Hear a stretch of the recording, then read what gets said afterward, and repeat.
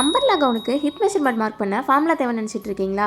Formula இல்லாமலேயே மேலே இருக்கிற இந்த யோக் பாட்டை வச்சு ஹிப் மெஷர்மெண்ட் எப்படி மார்க் பண்ணணும்னு சொல்லிட்டு இந்த வீடியோவில் சொல்லி தட்டுமா? வாங்க பார்க்கலாம்.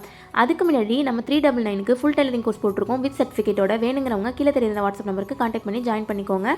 ஃபஸ்ட்டு வந்து செமி அம்பர்லாக்கு மடித்து போட்டுட்டு இதே மாதிரி யோக் பாட்டையும் மடிச்சுக்கோங்க. இப்போ 2 பாயிண்ட்டும் கரெக்டாக எந்த இடத்துல மீட் பண்ணுதோ அதேமாதிரி அந்த யோக் பாட்டை வச்சுட்டு அந்த பாயிண்ட்டை மார்க் பண்ணிக்கோங்க.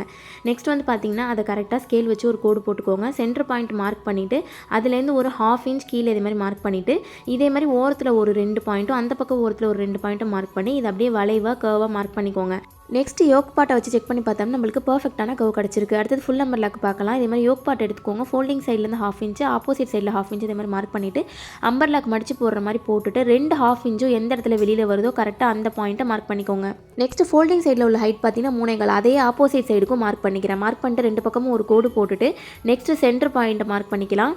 அந்த சென்டர் பாயிண்ட்லேருந்து கரெக்டாக 1 இன்ச் ஹைட் மார்க் பண்ணுங்கள். நெக்ஸ்ட்டு நெக்கு வரைகிற மாதிரி கரெக்டாக கர்வாக வரைஞ்சிட்டு இப்போ யோக் பாட்டை வச்சு செக் பண்ணி பாருங்கள். பர்ஃபெக்டாக இருக்கும். நீங்களும் இதே மாதிரி ஃபார்முலா இல்லாமல் ட்ரை பண்ணி பாருங்கள்.